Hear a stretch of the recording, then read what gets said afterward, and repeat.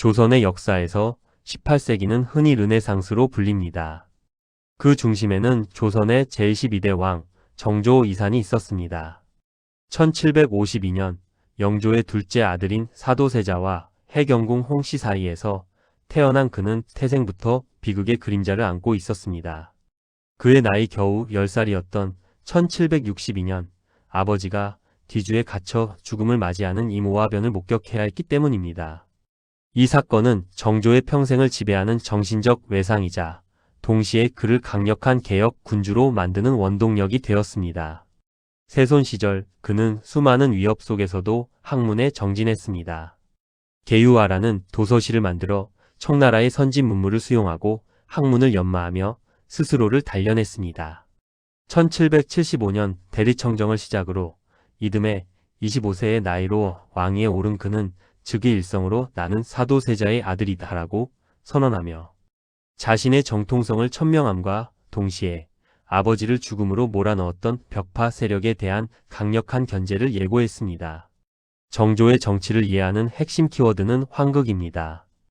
유교 정치론에서 환극이란 군주가 지극한 의리의 표준을 확립하여 천하의 본보기가 되는 것을 의미합니다.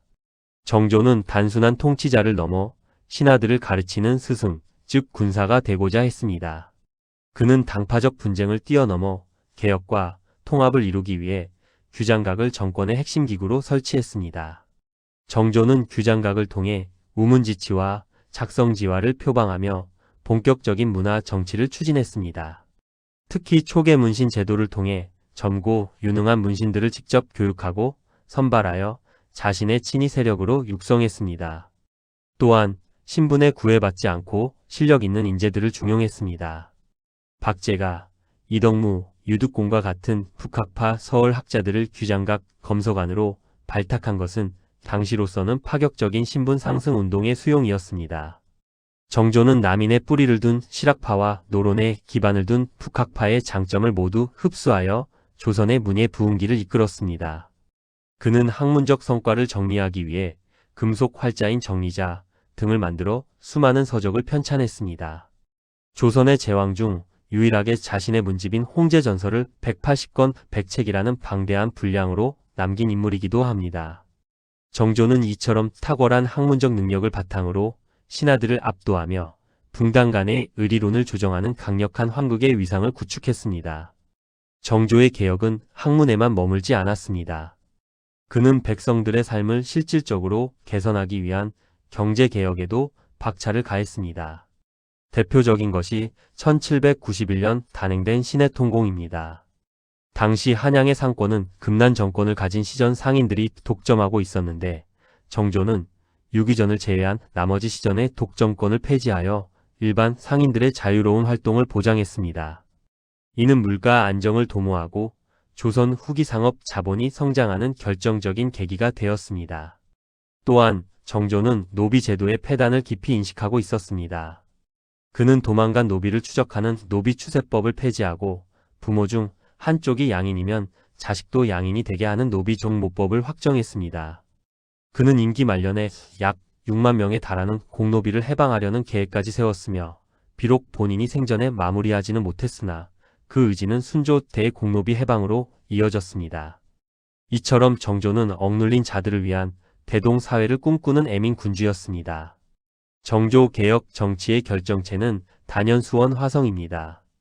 1794년 착공하여 1796년 완공된 화성은 단순한 성곽이 아니라 정치적, 군사적, 경제적 기능을 모두 갖춘 조선 최초의 계획 신도시였습니다.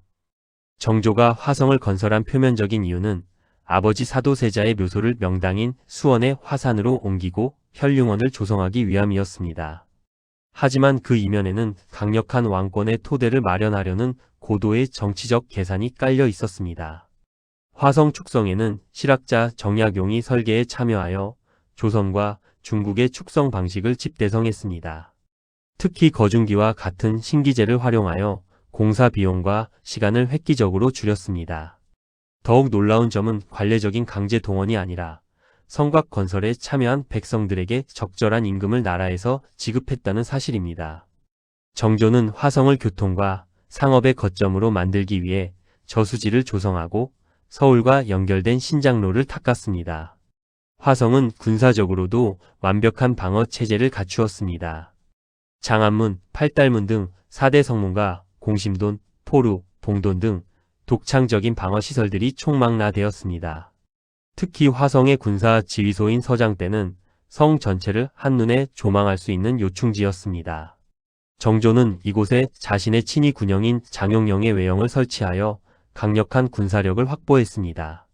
1795년 정조는 화성에서 어머니 해경궁 홍씨의 회가변을 대대적으로 열었는데 이는 단순한 잔치가 아니라 화성을 중심으로 결집된 자신의 왕권을 과시하는 정치적 행사였습니다. 정조는 공식적인 조정회의 외에도 막후에서 정치를 주도하는 치밀함을 보였습니다. 그 실체는 훗날 발견된 정조 어찰첩을 통해 드러났습니다. 그는 정적인 노론 벽파의 영수 심한지에게 297통에 달하는 비밀 편지를 보냈습니다. 정조는 편지를 통해 인사 문제를 사전 협의하거나 상소의 내용을 조정하는 등 고도의 공작 정치를 펼쳤습니다. 이는 당쟁을 완전히 없앨 수 없다는 현실을 인정하되 국왕이 막후에서 이를 조종하며 전국의 주도권을 잃지 않으려 했던 황궁 리더십의 또 다른 단면이었습니다. 하지만 정조의 이러한 만기칠남 임금이 모든 정무를 직접 돌봄 스타일은 양날의 검이었습니다. 국왕 1인에게 모든 권한과 정보가 집중되다 보니 그를 대체할 만큼 유능한 후계자가 없을 경우 시스템이 순식간에 붕괴될 위험을 안고 있었습니다. 정조는 집권 후반기로 갈수록 언관들의 발언권을 제한하고 자신의 목소리를 공론과 일치시키려 노력했습니다. 이는 왕권 강화에는 기여했지만 조선 정치의 강점이었던 견제와 균형 시스템을 약화시키는 결과를 초래하기도 했습니다. 정조는 자신의 재위 28년째가 되는 1804년, 즉 갑자년에 세자순조에게 왕위를 물려주고 상황으로 물러나 화성으로 가겠다는 원대한 계획을 세웠습니다. 이른바 갑자년 구상입니다. 그는 상황으로서 화성에 머물며 아들인 순조가 새로운 시대의 의리에 입각해 자신의 수건이었던 사도세자 추왕왕으로 추대함 사업을 완성해 주기를 바랐습니다. 정조는 이를 위해 화성에 강력한 군사력인 장영외영을 두었고 신도시 화성을 자신의 정치적 은퇴지이자 개혁의 본거지로 삼으려 했습니다. 그러나 운명은 그를 기다려주지 않았습니다. 1800년 6월 평소 앓던 등창이 급격히 악화되면서 정조는 49세의 나이로 갑작스럽게 서거했습니다. 일각에서는 독살설을 제기하기도 하지만 현대 학계에서는 오랜 지병과 극심한 스트레스로 인한 건강 악화를 주요 원인으로 봅니다. 그의 죽음과 함께 그가 공들여 쌓아온 모든 개혁 시도와 갑자년의 꿈은 물거품이 되었습니다. 정조 사후 조선은 급격한 몰락의 길을 걷기 시작했습니다. 어린 나이에 즉위한 순조를 대신해 정순 왕후가 수렴청정을 하며 벽파가 정권을 잡았고 정조가 일구어 놓은 탕평의 성과와 개혁 조치들은 단숨에 부정당했습니다. 이후 정조가 세자를 보호하기 위해 국구왕의 장인로 선택했던 김조순 가문이 권력을 독점하면서 세도 정치라는 기형적인 정치가 60여 년간 지속되었습니다.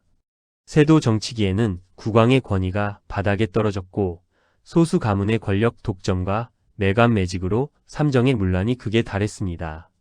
결과적으로 정조의 갑작스러운 죽음은 조선이 근대화로 나아갈 수 있었던 마지막 기회인 잃어버린 19세기를 초래했다는 평가를 받습니다. 하지만 정조가 남긴 황극의 리더십과 군신 공치의 전통은 완전히 사라지지 않았습니다. 훗날 고종은 정조를 본보기로 삼아 국권을 회복하고 근대적 입헌 군주제로의 전환을 모색했습니다. 정조는 비록 자신의 꿈을 완성하지 못하고 고독하게 떠났지만 그가 보여준 학문과 실천의 합치 그리고 백성을 향한 민본 철학은 오늘날 우리에게도 진정한 리더십이 무엇인지에 대한 깊은 질문을 던지고 있습니다. 조선 최후의 불꽃이었던 왕 정조 이산. 그의 시대는 끝났으나 그가 남긴 기록과 화성의 성벽은 여전히 우리에게 그 찬란했던 꿈을 이야기하고 있습니다.